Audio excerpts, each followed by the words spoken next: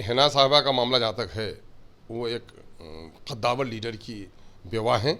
उनकी हम लोग की तमाम तरह हमदर्दियाँ उनके साथ है। वो जहाँ से लड़ेंगी हम लोग वहाँ कैंडिडेट नहीं देंगे, बल्कि वो जहाँ से लड़ेंगी हमारे पार्टी के लोग उनका सहयोग करेंगे। अगर वो दिल्ली न भेजे गए होते, कोरोना में उनके साथ नाइंसाफ़ी नहीं होती तो शहाबुद्दीन नहीं मरते। वो तो आपकी वफादारी में मरे, और जो वफादारी में मरे हैं उनसे वफादारी का सबूत मांगते हैं। बिहार से तिहाड़ भेजे भी गए आपकी वफादारी में। याद नहीं है आपको कि आपके मुखालिफ लोगों के खिलाफ उसने जुमला इस्तेमाल किया, जिसके नतीजे में उनकी आनत पड़ी। और दिल्ली में जब मौत उनकी हुई तो आपने उनके लाश को भी देखना गवारा न किया। गुस्ल भी हो चुका, लोग कफना चुके, जिनके खातिर मरे वो ये कहने लगे मरने वाले से अब रिश्ता नाता है क्या, कब्र तक जाना ज़रूरी नहीं। तो हिना साहब ने भी कह दिया कि हम राजद में नहीं, वो भी निर्दलीय की तैयारी में है।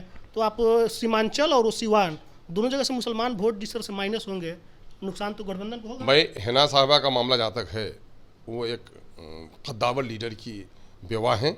उनकी हम लोग की तमाम तरह हमदर्दियाँ उनके साथ है। वो जहाँ से लड़ेंगी हम लोग वहाँ कैंडिडेट नहीं देंगे, बल्कि वो जहाँ से लड़ेंगी हमारे पार्टी के लोग उनका सहयोग करेंगे। आपके पार्टी के लोग सहयोग करेंगे? बिल्कुल करेंगे, इसलिए कि एक मजलूम खातून को इंसाफ मिलना चाहिए।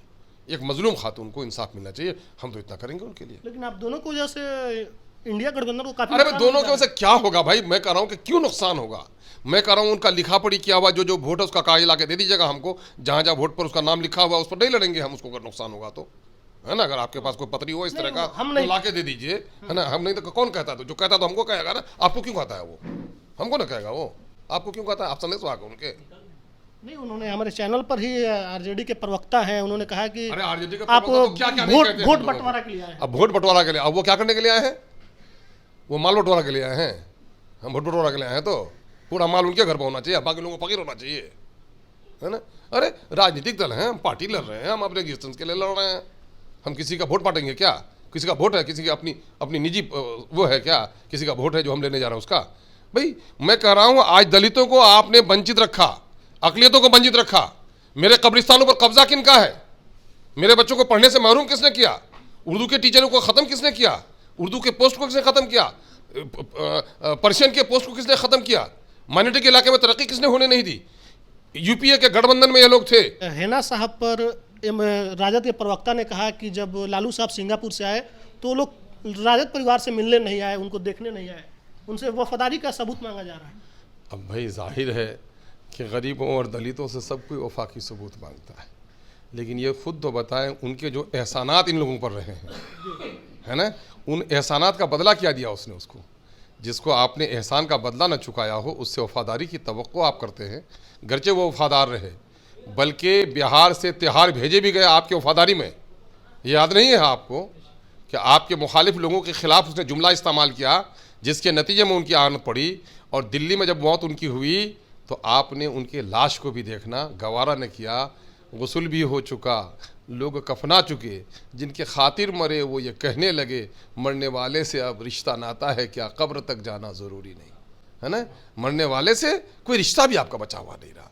अब उनकी सारी वफादारी अकारत चली गई। वो तो मरते मरते वक्त वफा कर गया, बल्कि वो आपकी वफादारी में ही मरा।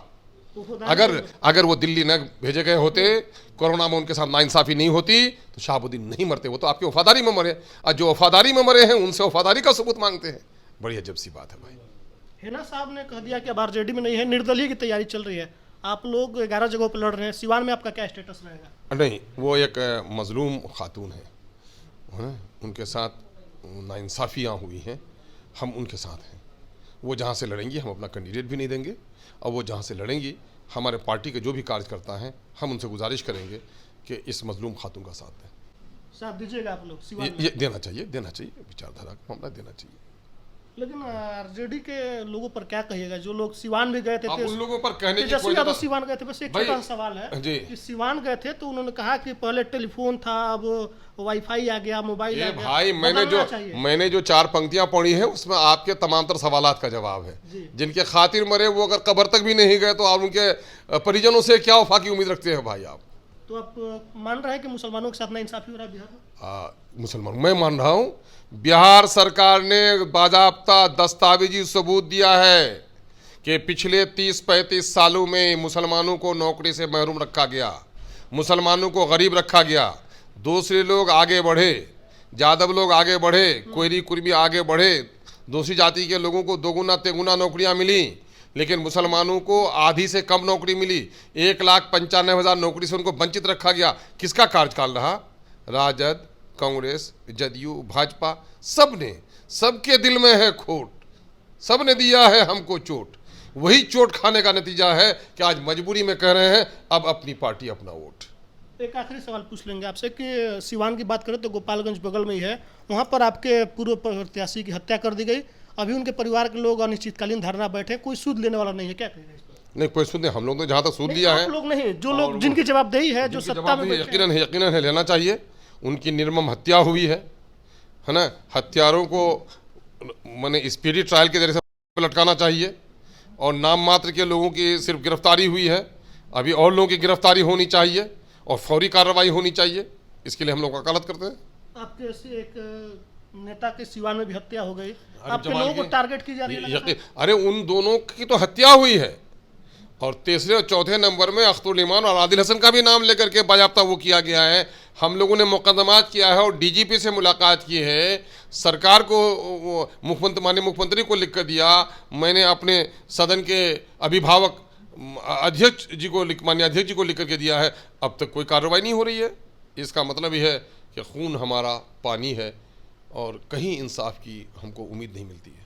चलिए, तो मेरे साथ अख्तरुल इमान साहब थे। इन्होंने कहा कि हम सिवान में हेना साहब की मदद करेंगे, वहाँ पर हम कैंडिडेट देने नहीं जा रहे हैं क्योंकि उनके साथ इनजस्टिस हुआ है। जिनके लिए शहाबुद्दीन साहब ने अपनी अंतिम सांसें ली, वो लोग अब उनसे वफादारी का सबूत मांग रहे हैं, तो बहुत ही हास्यास्पद है।